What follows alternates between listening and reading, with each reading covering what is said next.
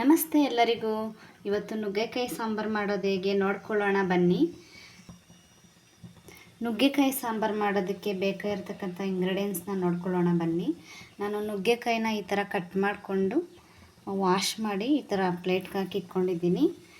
ಸಾಂಬಾರಿಗೆ ನಾನು ತೊಗರಿಬೇಳೆ ಯೂಸ್ ಮಾಡ್ತಾ ಇದ್ದೀನಿ. ತೊಗರಿಬೇಳೆನ ನಾನು 2 ಕಪ್ ತೊಗರಿಬೇಳೆ, ಮೀಡಿಯಮ್ ಸೈಜ್ ಕಪ್ಪನ್ನ ತೊಗರಿಬೇಳೆಯನ್ನು ಈ ಥರ 3 ವಿಸಿಲ್ ಕೂಗಿಸ್ಕೊಂಡಿದ್ದೀನಿ. ಇದ್ರ ಜೊತೆಲೇ ನಾನು ತೊಗರಿಬೇಳೆ ಜೊತೆಯಲ್ಲೇ ಒಂದು 4 ಟಮಾಟೆ ಹಣ್ಣು ಕೂಡ ಹಾಕಿ ಈ ಥರ ಮ್ಯಾಶ್ ಮಾಡಿ ಇಟ್ಕೊಂಡಿದ್ದೀನಿ. ಯಾಕೆಂದರೆ ಸಾಂಬಾರು ಬೇಗ ಆಗುತ್ತೆ. ನಾವು ಬೇಳೆ ಮತ್ತು ಟೊಮೊಟೊ ಮುಂಚೆನೇ ಬೇಯಿಸಿಟ್ಕೊಂಡ್ರೆ ಸಾಂಬಾರು ಬೇಗ ಆಗುತ್ತೆ. ಹಂಗಾಗಿ ನಾನು ಮುಂಚೆನೇ ಈ ಥರ ಬೇಯಿಸಿಟ್ಕೊಂಡಿದ್ದೀನಿ.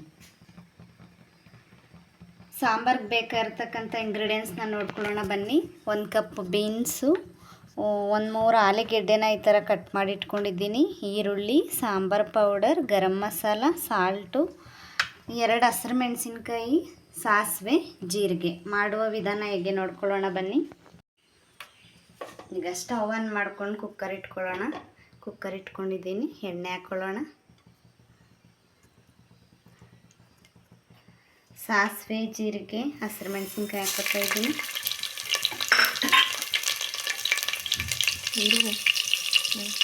ಈರುಳ್ಳಿ ಹಾಕೊಳ್ಳೋಣ.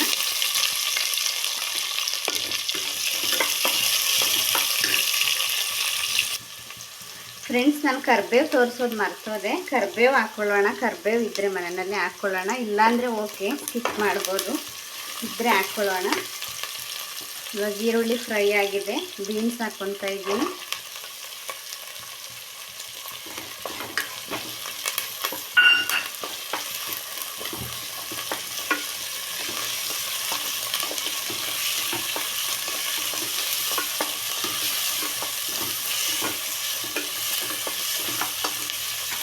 ಆಲೂಗೆಡ್ಡೆ ಹಾಕ್ಕೊತಾ ಇದ್ದೀನಿ.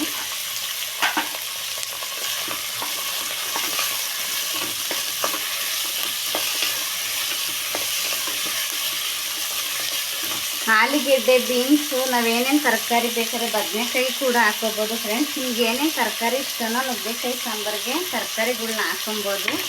ಈ ಥರ ಎಣ್ಣೆಲಿ ಮುಂಚೆನೇ ಫ್ರೈ ಮಾಡಿದ್ರೆ ಟೇಸ್ಟ್ ತುಂಬ ಚೆನ್ನಾಗಿರುತ್ತೆ. ಈಗ ನುಗ್ಗೆಕಾಯಿ ಹಾಕ್ಕೊಳ್ಳೋಣ. ನುಗ್ಗೆಕಾಯಿನೂ ಕೂಡ ಫ್ರೈ ಮಾಡ್ಕೊಳ್ಳೋಣ. ನುಗ್ಗೆಕಾಯಿಯಿಂದ ಸಾಕಷ್ಟು ಬೆನಿಫಿಟ್ಸ್ ಇದೆ ಫ್ರೆಂಡ್ಸ್. ನುಗ್ಗೆಕಾಯಿ ಮೇನಾಗಿ ನುಗ್ಗೆಕಾಯಲ್ಲಿರ್ತಕ್ಕಂಥ ಬೀಜ ನಮ್ಮ ರಕ್ತನ ಶುದ್ಧಿ ಮಾಡೋದಕ್ಕೆ ಹೆಲ್ಪ್ ಮಾಡುತ್ತೆ. ಕ್ಯಾಲ್ಶಿಯಮ್ ಹೇರಳವಾಗಿರೋದ್ರಿಂದ ಮೂಳೆಗಳಿಗೆ ತುಂಬಾ ಒಳ್ಳೆಯದು. ಹಂಗಾಗಿ ನುಗ್ಗೆಕಾಯಿನ ಆದಷ್ಟು ವಾರದಲ್ಲಿ 1-2 ಸರಿ ಆದರೂ ಯೂಸ್ ಮಾಡಿ. ತುಂಬಾ ಬೆನಿಫಿಟ್ಸ್ ಇದೆ ನುಗ್ಗೆಕಾಯಿನಲ್ಲಿ.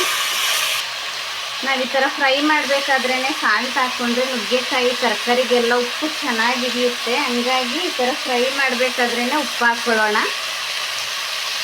ಉಪ್ಪು ಹಾಕ್ಕೊಂಡು ನೀಟಾಗಿ ಫ್ರೈ ಮಾಡ್ಕೊಳ್ಳೋಣ.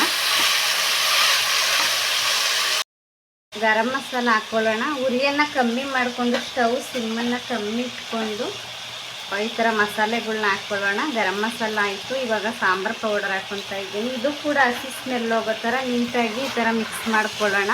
ಎಣ್ಣೆಯಲ್ಲಿ ನೋಡಿ ನೀಟಾಗಿ ಈ ಥರ ಮಿಕ್ಸ್ ಮಾಡ್ಕೊಳ್ಳೋಣ. ಮಸಾಲೆಗಳೆಲ್ಲ ಚೆನ್ನಾಗಿ ಫ್ರೈ ಆಗಿದೆ. ಇವಾಗ ಬೇಯಿಸಿಟ್ಕೊಂಡಿರ್ತಕ್ಕಂಥ ಬೇಳೆನ ಹಾಕ್ಕೊಳ್ಳೋಣ. ಫ್ರೆಂಡ್ಸ್, ನಾನು ಇದರಲ್ಲಿ ಬೇಳೆ, ಟೊಮೊಟೊ, ಒಂದು ಸ್ವಲ್ಪ ಅರಶಿನ ಪುಡಿ ಹಾಕಿ ನೀಟಾಗಿ ನೋಡಿ ಅದಕ್ಕೆ ಬೇಯಿಸಿಟ್ಕೊಂಡಿದ್ದೀನಿ. ಈ ಥರ ಮುಂಚೆನೇ ಬೇಳೆನ ನಾವು ಬೇಯಿಸಿಟ್ಕೊಂಡ್ಬಿಟ್ರೆ ಸಾಂಬಾರು ತುಂಬ ಈಸಿಯಾಗಿ ಆಗುತ್ತೆ, ತುಂಬ ಟೇಸ್ಟಿಯಾಗಿರುತ್ತೆ. ಹಾಗಾಗಿ ಬ್ಯಾಚುಲರ್ಸು ಕೂಡ ಇದನ್ನು ಈಸಿಯಾಗಿ ಪ್ರಿಪೇರ್ ಮಾಡ್ಕೋಬೋದು. ಈಗ ನೀರನ್ನು ಸೇರಿಸ್ಕೊಳ್ಳೋಣ. ನಮ್ಮ ಮನೆಯಲ್ಲಿ ನಾವು 5 ಜನ ಇದ್ದೀವಿ. 5 ಜನಕ್ಕೆ ಆದಷ್ಟು ಸಾಂಬಾರು ಮಾಡ್ತಾಯಿದ್ದೀನಿ ನಾನು. ನಿಮ್ಮ ಮನೆಯಲ್ಲಿ ಎಷ್ಟು ಜನ ಇದ್ದಾರೆ, ನಿಮಗೆ ಎಷ್ಟು ನೀರು ಬೇಕು ಆ ನೀರನ್ನು ಸೇರಿಸ್ಕೊಳ್ಳಿ. ಈಗ ನೋಡಿ ನಾನು ಅದಕ್ಕೆ ನೀರನ್ನು ಸೇರಿಸ್ಕೊಂಡಿದ್ದೀನಿ.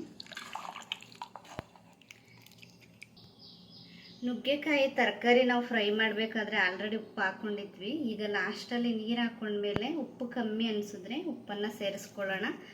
ನಾನು ಮತ್ತೆ ಉಪ್ಪನ್ನು ಸೇರಿಸ್ಕೊತಿದ್ದೀನಿ. ಕಮ್ಮಿ ಅನ್ನಿಸ್ತು. ಈಗ ನೀಟಾಗಿ ನೀಟಾಗಿ ಒಂದು ಸರಿ ಮಿಕ್ಸ್ ಮಾಡಿಕೊಂಡು ಟೇಸ್ಟ್ ನೋಡಿಕೊಂಡು ಉಪ್ಪು ಕಮ್ಮಿ ಅನಿಸಿದ್ರೆ ಈ ಟೈಮಲ್ಲಿ ನೀಟಾಗಿ ಉಪ್ಪನ್ನೆಲ್ಲ ಸೇರಿಸ್ಕೊಂಡು ಈಗ ಲಿಂಟ್ ಕ್ಲೋಸ್ ಮಾಡಿಕೊಂಡು 1 ವಿಸಿಲ್ ಕೂಗಿಸ್ಕೊಳ್ಳೋಣ. ಸಾಂಬಾರು ರೆಡಿ ಆಗುತ್ತೆ. ಕುಕ್ಕರ್ ಕ್ಯಾಪಿಗೆ ಹಾಕಿದ್ದೀನಿ, ಒಂದು ವಿಸಿಲ್ ಕೂಗಲಿ. ಸಾಂಬಾರಿಗೆ ಒಂದು ವಿಸಿಲ್ ಕೂಗಿದೆ. ಈಗ ಕ್ಯಾಪ್ ಓಪನ್ ಮಾಡ್ಕೊಂಡು ಯಾವ ಥರ ಬಂದಿದೆ ನೋಡೋಣ. ನೋಡಿ, ಅದಕ್ಕೆ ಈ ಥರ ಬಂದಿದೆ.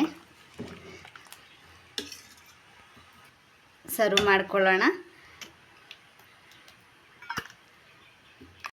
ನುಗ್ಗೆಕಾಯಿ ಜಾಸ್ತಿ ಬೆಂದೋಗ್ಬಿಡುತ್ತೆ ಅನ್ನೋದಾದರೆ ನೀವು ಪಾತ್ರೆಯಲ್ಲೂ ಕೂಡ ಮಾಡ್ಬೋದು. ಬೇಳೆನ ಕುಕ್ಕರಲ್ಲಿ ಕೂಗಿಸ್ಕೊಂಡು ಮಿಕ್ಕಿರೋ ಇಂಗ್ರೀಡಿಯೆಂಟ್ಸ್ನೆಲ್ಲ ಫ್ರೈ ಮಾಡಿ ಪಾತ್ರೆಯಲ್ಲೂ ಮಾಡ್ಕೋಬೋದು. ಅಥವಾ ಒಂದು ವಿಸಿಲ್ ಕೂಗಿಸಿದ್ರೆ ನೋಡಿ ಅಷ್ಟೊಂದು ಬೇಯಲ್ಲ. ನೋಡಿ, ಕಾಯಿ ಹಂಗೆ ಇರುತ್ತೆ. ತುಂಬ ಚೆನ್ನಾಗಿ ಬಂದಿದೆ.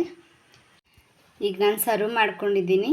ವಿಡಿಯೋ ಇಷ್ಟ ಆದರೆ ಶೇರ್ ಮಾಡಿ, ಲೈಕ್ ಮಾಡಿ, ಸಬ್ಸ್ಕ್ರೈಬ್ ಮಾಡಿ. Thank you.